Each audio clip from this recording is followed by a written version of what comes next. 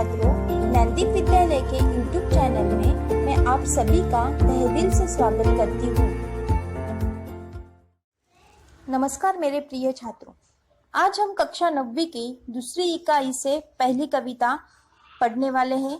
पहली कविता का नाम है कह कविराय। कह कविराय के रचनाकार है गिरधर जी। पहले हम गिरधर जी का परिचय देखते हैं। एक अनुमान है के अनुसार गिरधर जी का जन्म 1713 में हुआ। गिरधर जी की कुंडलियां बहुत प्रसिद्ध हैं। इन्होंने नीति, वैराग्य और अध्यात्म को ही अपनी रचनाओं का विषय बनाया है। जीवन के व्यवहारिक पक्ष का इनकी रचनाओं में प्रभावशाली वर्णन मिलता है। गिरधर जी ने गिरधर कविराय ग्रंथावली में 500 से अधिक दोहे और कुंडलियां संकलित की है। छात्रों, अब हम पद्य संबंधी जानकारी लेते हैं। कह कविराय यह कविता गिरधर जी द्वारा लिखित है। यह एक कुंडली है। कुंडली किसे कहते हैं? जिसमें दोहा और रोला का मेल होता है, उस मेल से कुंडली बनती है। तो दोहा यानी क्या? तो दोहा यानी लय में गाने जाने वाले 4 चरणों की एक रचना होती है, जो छंद का ही एक अन्य रूप होता है, उसे दोहा कहा जाता है। और रोला किसे कहा जाता है? तो रोला यानी एक छंद है।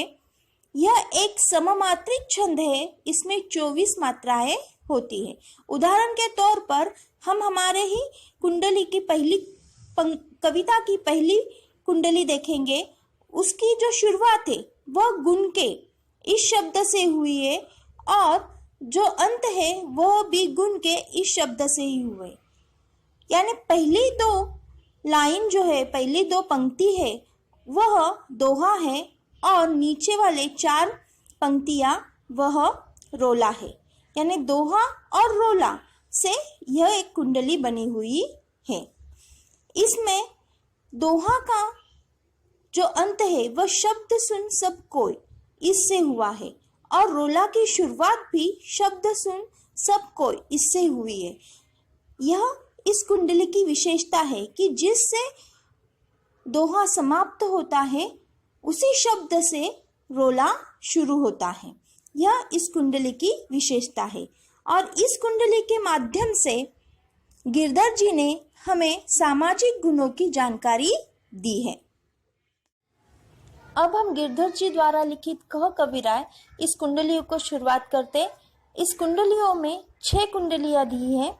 पहली 2 कुंडलियों का सरल भावार्थ हम देखेंगे। पहले कुंडलियां पढ़ेंगे, फिर उसका सरल भावार्थ देखेंगे। तो पहली कुंडली हम पढ़ते हैं। गुण के गाहक सहस नर, बिन गुण लेह न कोई, जैसे कागा कोकिला, शब्द सुने सब कोई। शब्द सुने सब कोई, कोकिला सबे सुहावन, दोऊ के एक रंग, काग सब भय अपावन। कह गिरिधर कविराय, सुनो हो ठाकुर मन के, बिन गुण लेह न कोय, सहस नर गाहक गुण के। अब इस कुंडली का हम सरल अर्थ देखते हैं। गिरधर जी कहते हैं कि 1000 लोगों गुणी व्यक्तियों को पसंद करते हैं। गुणों के बिना कोई किसी को पसंद नहीं करता।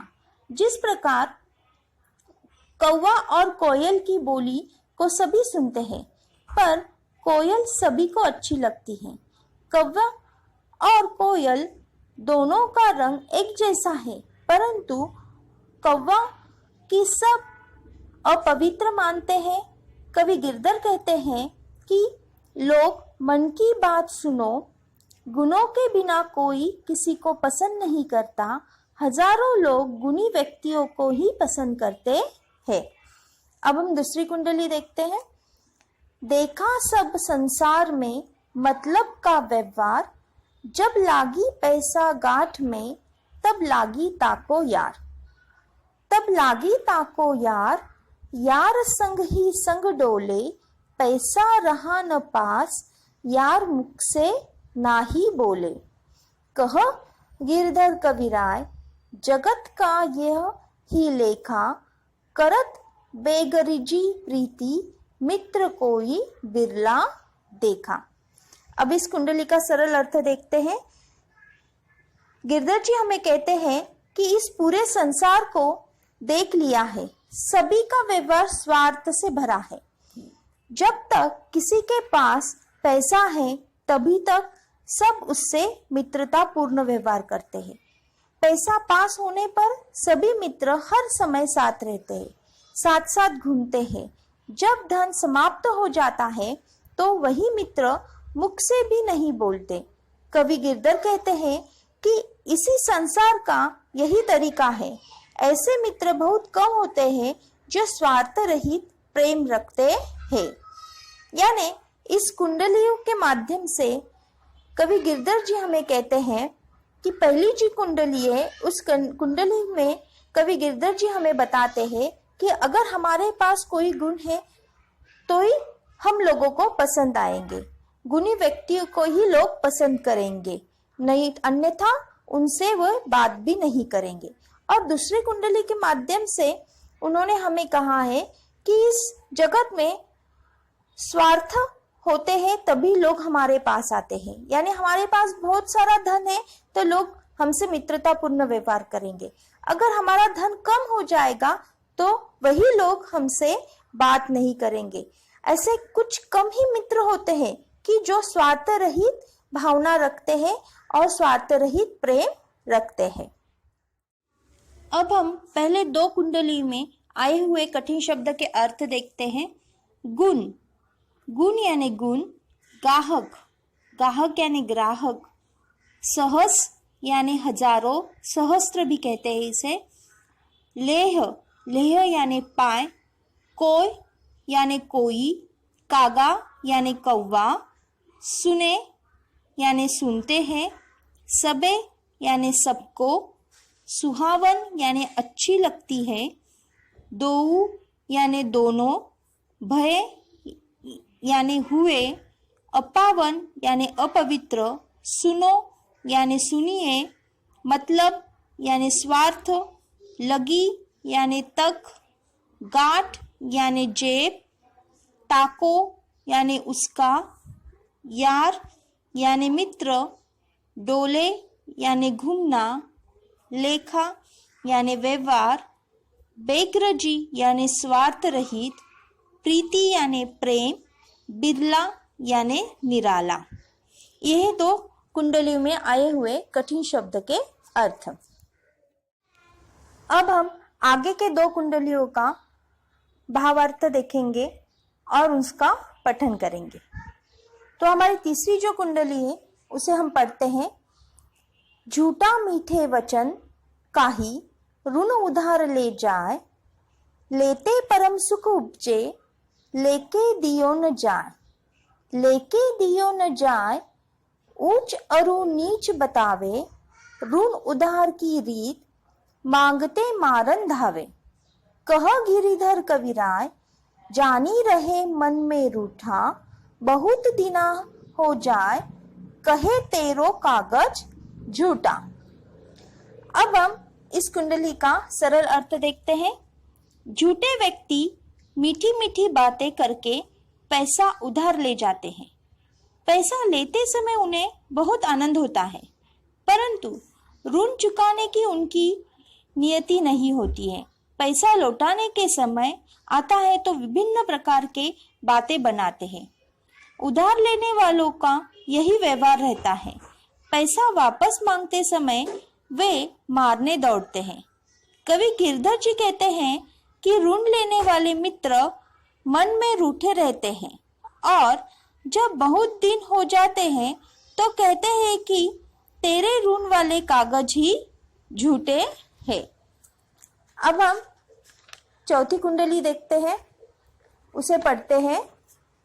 बिना विचारे जो करे सो पाछे पछताए, काम बिगाड़े अपनो जग में होत हसाए, जग में होत हसाए, चित्त में चैन न आवे, खान पान सम्मान, राग रंग मन ही न भावे।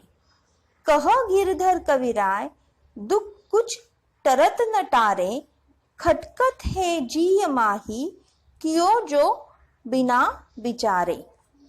इसमें कवि गिरधर जी हमें कहते हैं, जो व्यक्ति किसी भी काम को करने से पहले अच्छी तरह उसके परिणाम के बारे में विचार नहीं करता, उसे काम बिगड़ जाने पर पछताना पड़ता है। उसका काम तो बिगड़ता ही है, संसार उस पर हंसता है, उसके मन को शांति नहीं मिलती, उसे खाना पीना, नाचना गाना, इसके प्रति उसका मन नहीं लगता, मान सम्मान कुछ अच्छा नहीं लगता। कवि गिरधर कहते हैं कि ऐसे व्यक्ति के मन में हर समय दुख बना रहता है और वह दुख किसी भी तरह दूर नहीं होता। बिना विचारे कई काम करने का दुख हर समय दिल में खटकता रहता है। यानी इस दो कुंडलियों के माध्यम से कवि गिरधर जी ने हमें कहा है कि बहुत सारे लोग इस दुनिया में होते हैं जो मीठी मीठी बात कर कर हमसे पैसे उधार लेते हैं और देने का वक्त आए तो हमसे भागते हैं, हमसे बातें बनाते हैं, कहते हैं आपका कागज ही झूठा है, ऐसे बहाने बनाते फिरते हैं। और चौथी कुंडली में गिरधर जी हमें कहते हैं कि अगर हम कोई भी काम करें या कोई बात कहे तो हमें विचार करना जरूरी है। अगर बिना सोचे हम कोई काम कर रहा है तो वह काम कभी ही सही नहीं हो सकता, वह बिगड़ सकता है और बिगड़ा हुआ काम फिर से सुधारने के लिए हमें बहुत वक्त लगता है और हमें उसके बारे में पछताना भी पड़ता है। अब हम तीसरे और चौथे कुंडली में आए हुए कठिन शब्द के अर्थ देखते हैं। कही, कही यानी कहकर, रीत यानी व्यवहार, मांगते यानी मांगने पर, मारन यानी मारने, धावे यानी दौड़ता है, जानी यानी जानकर, रहे यानी रहता है, रूठा यानी नाराज होना, दीना यानी दिन, कहे यानी कहता है, तेरो यानी तेरा, विचारे यानी सोचे, करे यानी करता है, सो यानी वह, पाछे यानी बाद में, पछताए यानी पछताता है, बिगाड़े यानी बिगाड़ता है, अपनो यानी अपना, जग यानी संसार, होत यानी होती है, हंसाए यानी हंसी, चैन यानी शांति, आवे यानी आती, सम्मान यानी आदर, राग रंग यानी नाच गाना, मनही यानी मन को, भावे यानी अच्छा लगना, कछु यानी कुछ, टरत यानी टलता है, तारे यानी टालने से, खटकता यानी पीड़ा देना, जी यानी हृदय, माही यानी मैं, कियो यानी किया। अब हम पांचवी और छठी कुंडलियां पढ़ेंगे और उसका सरल अर्थ भी देखेंगे। पांचवी कुंडली हम पढ़ते हैं, बीती ताही बिसारी दे आगे की सुधी लेई, जो बिन आवे सहज में ताही में चित देई, ताही में चित देई, बात जोई बनी आवे, दुर्जन हसे न कोय, चित्त में खात न पावे, कह गिरिधर कविराय, यह करूँ मन परितीत, आगे की सुधि लेई, समझू बीती सो बीती। अब इस कुंडली का सरल अर्थ हम देखते हैं।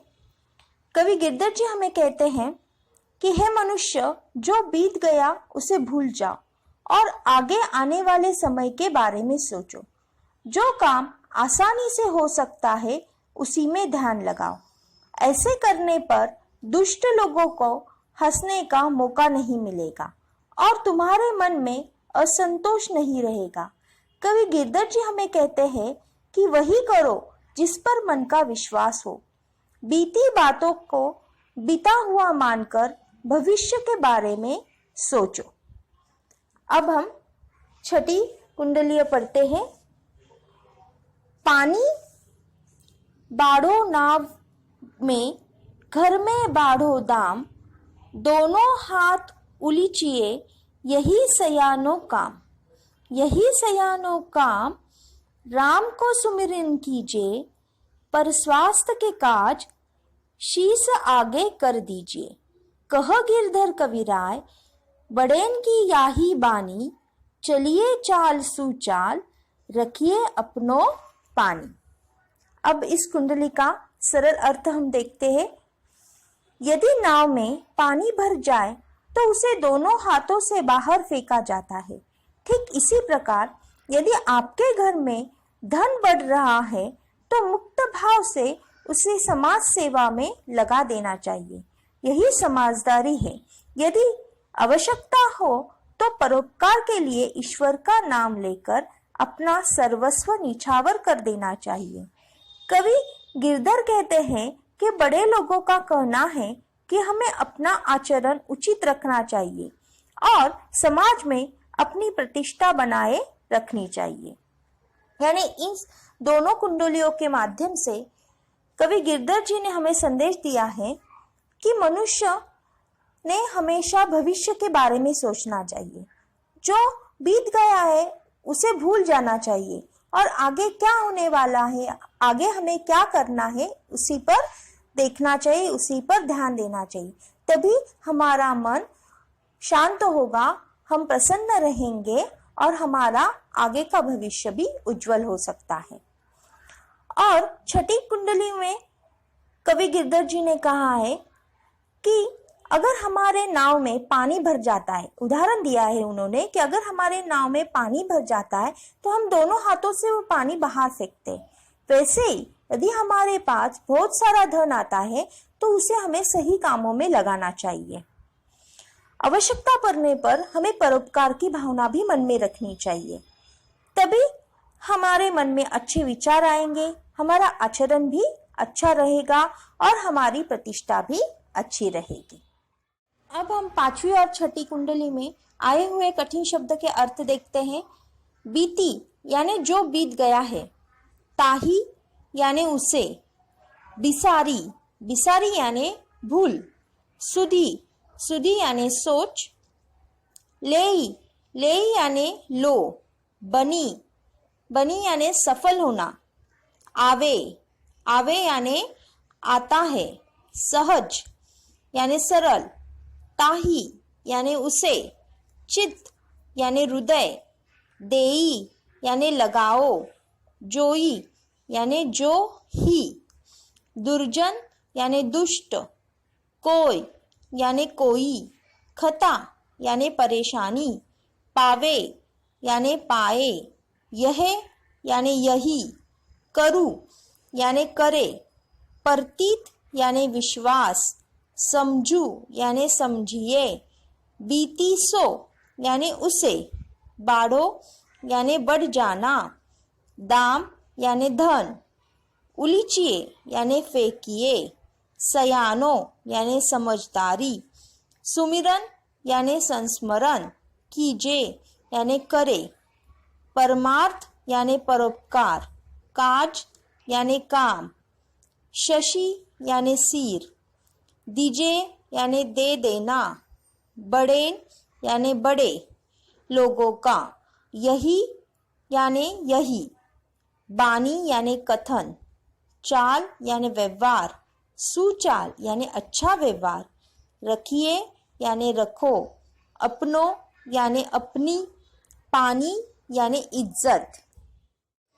कविराय इस कुंडली के माध्यम से हमें क्या बोध प्राप्त होता है यह हम देखते हैं। इस कुंडली के माध्यम से हमें व्यवहारिकता का दर्शन होता है। इस कुंडलियों में 6 कुंडलियां दी हुई है। जो प्रथम कुंडली है उसमें गुणों का महत्व बताया गया है, उसके लिए कव्वे और कोयल का उदाहरण दिया है। जो दूसरी कुंडली है उसमें लोगों की स्वार्थपरता का वर्णन किया हुआ है और जो तीसरी कुंडली है उसमें लोगों के विषय में हमें बताया है कि जो ऋण लेकर कैसे पलट जाते हैं। और जो चौथी कुंडली है उस चौथी कुंडली में गिरधर जी ने हमें कहा है कि हमें यदि कोई भी कार्य करना हो तो अच्छी तरह विचार करना चाहिए अगर नहीं विचार किया तो उसका परिणाम बाद में अच्छा नहीं होता है। और जो पांचवी कुंडली है, इस पांचवी कुंडली में हमें पुरानी बातों को भूलने का संदेश दिया हुआ है। और जो अंतिम कुंडली है, इस अंतिम कुंडली में ईश्वर के संस्मरण तथा परमार्थ पर बल दिया गया है। यह हमें 6 कुंडलियों के माध्यम से व्यवहारिकता का दर्शन गिरधर जी ने किया है। मेरे प्रिय छात्रों, अगर आपको यह वीडियो पसंद आया हो तो वीडियो फिर से देखिए, कविता का पठन कीजिए, कविता में आए हुए कठिन शब्द के अर्थ देखिए। अब हम मिलते अगले वीडियो में। धन्यवाद।